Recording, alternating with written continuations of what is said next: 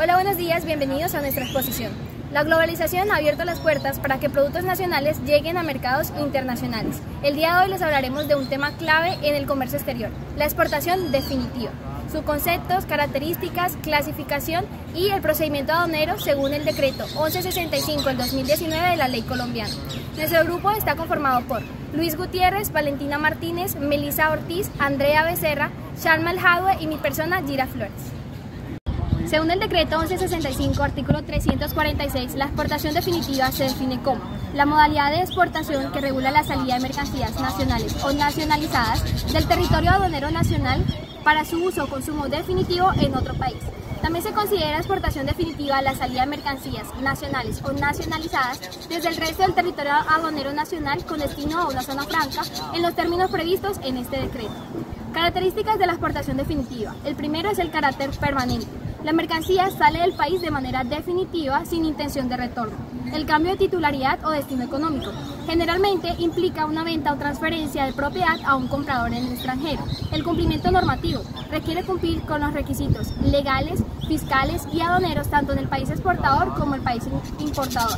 En el caso de Colombia, los documentos y los trámites tendrían que presentarse ante la Dirección de Impuestos y Aduanas Nacionales, la DIAN, es decir, la autoridad aduanera del país.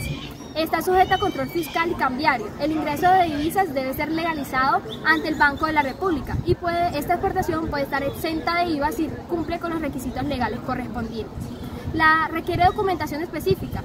Más adelante nuestros compañeros les presentarán cuáles son los trámites y la documentación necesaria para el proceso de la exportación definitiva. Por ahora yo podría nombrar la declaración de exportación, la factura comercial, el certificado de origen, de sanidad o de calidad si éste aplica o los documentos de transporte. Implica la salida física del territorio aduanero nacional. La mercancía es transportada a través de puertos, aeropuertos o pasos fronterizos autorizados. Contribuye al comercio internacional. Como lo dije al principio, permite que las empresas accedan a mercados globales y contribuyan al desarrollo económico del país. Puede acogerse a beneficios comerciales, como preferencias arancelarias por tratados de libre comercio o beneficios tributarios para los exportadores. La exportación definitiva se clasifica en dos, según tipos de datos al embarque y según tipos de embarque. Según el tipo de datos al embarque, existen los provisionales y los definitivos. Los datos provisionales se utilizan cuando no se cuenta aún con todos los datos definitivos al momento de presentar la declaración de exportación, por ejemplo, el valor exacto o la cantidad final. Esto permite declarar temporalmente para no frenar la operación con el compromiso de presentar los datos definitivos en un plazo determinado que usualmente es un mes. Los datos definitivos significa que toda la operación la información de la operación está completa y confirmada en el momento del embarque. La declaración se presenta con datos exactos y finales de la mercancía, como la cantidad, valor, país de destino, las condiciones de venta y demás. No requiere correcciones ni complementos posteriores. Exportación definitiva según el tipo de embarque. Existe el embarque único y el embarque fraccionario o global.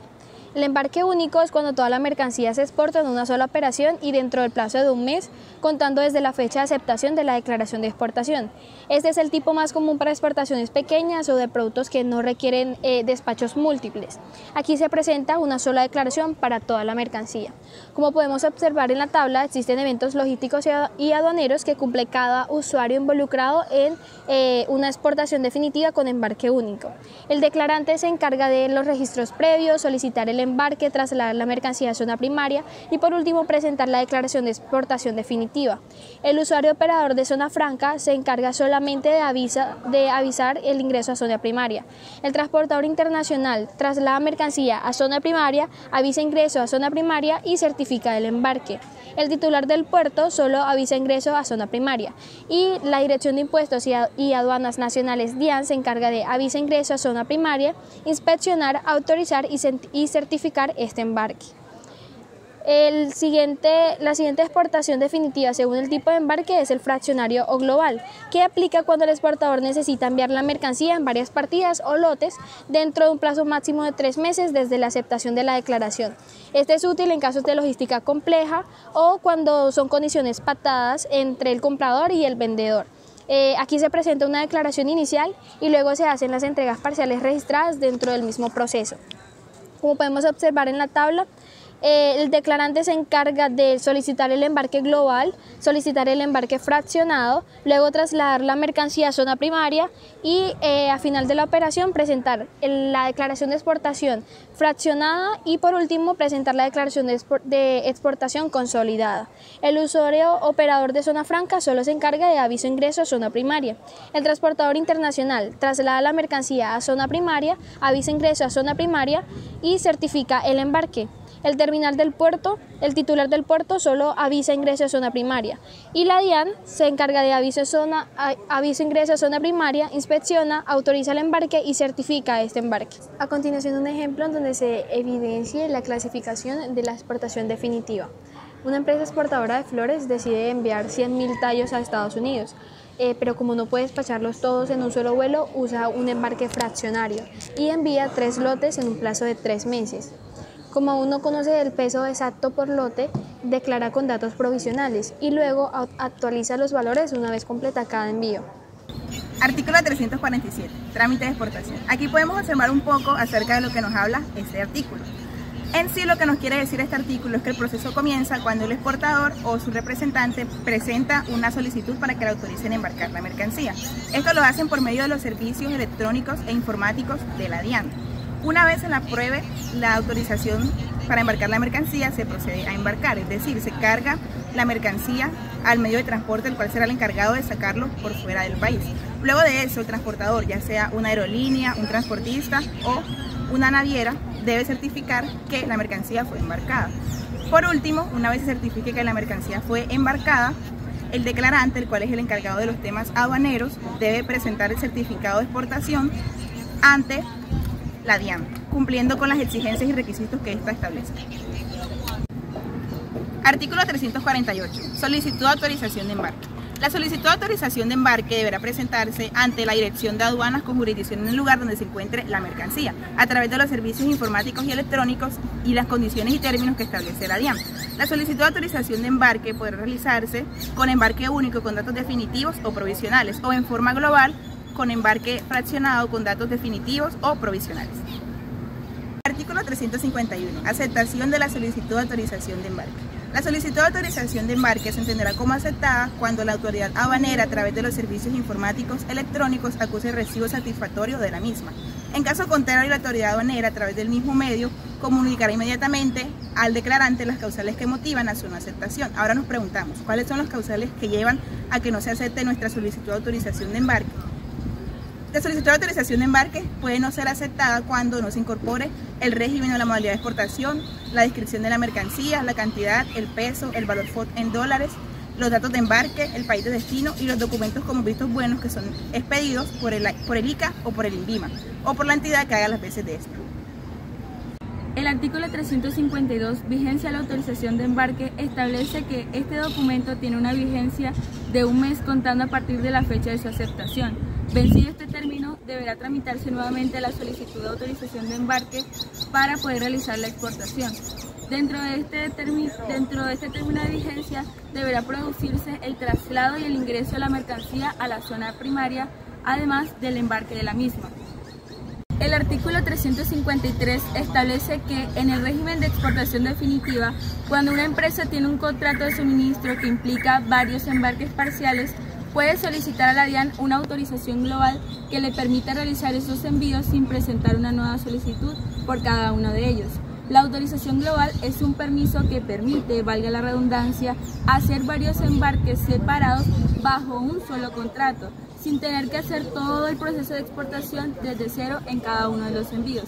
Esta autorización debe incluir al menos la duración del contrato y la cantidad total de mercancía a exportar, aunque la DIAN en algunos casos puede exigir información adicional mediante resolución.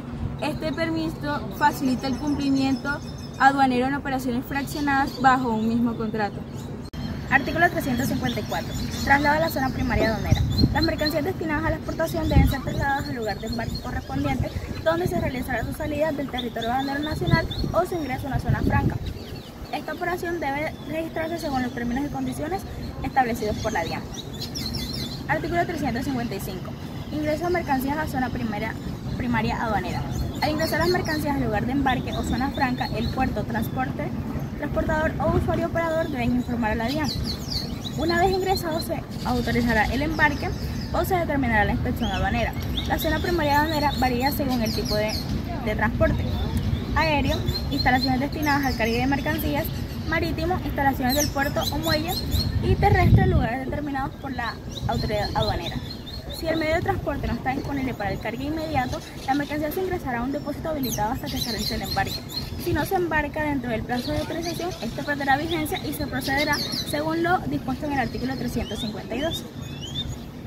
Artículo 356. Inspección aduanera.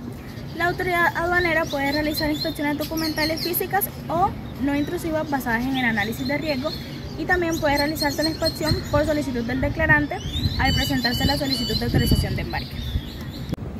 El artículo 357 nos habla de que cuando las autoridades aduaneras deciden hacer una inspección o una mercancía, deben hacerse de forma continua, quiere decir sin interrupciones, y esta inspección debe terminarse a más tardar al día siguiente hábil después de que se ordene. En el artículo 358 nos habla que normalmente las inspecciones se pueden hacer en una zona primaria, pero el exportador también puede hacerlo en una zona secundaria. Esto puede ser debido a que la carga es peligrosa, tiene un embalaje especial o un manejo complicado. Las zonas secundarias pueden ser en bodegas, zonas industriales o centros logísticos. El artículo 359 nos habla de cuándo se puede autorizar el embarque de mercancías para la exportación. Primero, si la DIAN lo aprueba directamente por sus sistemas electrónicos. Segundo, si tras una inspección todo coincide correctamente, quiere decir lo que declaraste, los documentos y la mercancía están bien. Tercero, si hay diferencias menores entre lo declarado y lo encontrado, pero no hay ningún problema legal o restricción. En este caso, el inspector solamente anotará y se puede embarcar igualmente. Cuarto, si los precios están anormalmente bajos o altos, pero no hay una irregularidad, se deja constancia en el acta y se permite embarcar. Quinto, si se encuentra menos mercancía de la que se declaró, se embarca solamente la que está realmente presente y la autorización se ajustará automáticamente. Sexto, si hay más mercancía de la que se declaró, se embarcará lo que está autorizada, pero el excedente se debe hacer una nueva solicitud de autorización. Séptimo, si hay problemas que requieren permisos especiales o requisitos adicionales, pero el exportador logra resolverlos a tiempo, entonces también se permite el embarque. El artículo 360 de embarque nos dice que es la operación de cargue en el medio de transporte de la mercancía que va a ser exportada previa a la autorización de la autoridad aduanera. El artículo 362 es la certificación de embarque. El transportador transmitirá a través de los servicios informáticos electrónicos de la unidad administrativa de la DIAN la información de manifiesto de carga relacionando las mercancías según los embarques autorizados por la autoridad aduanera dentro del término que establezca la DIAN. Se entenderá que la información del manifiesto de carga y los documentos de transporte han sido entregados cuando la autoridad aduanera, a través del servicio informático electrónico, acuse el recibo satisfactorio de la misma. El artículo 363 nos habla de la declaración de exportación definitiva.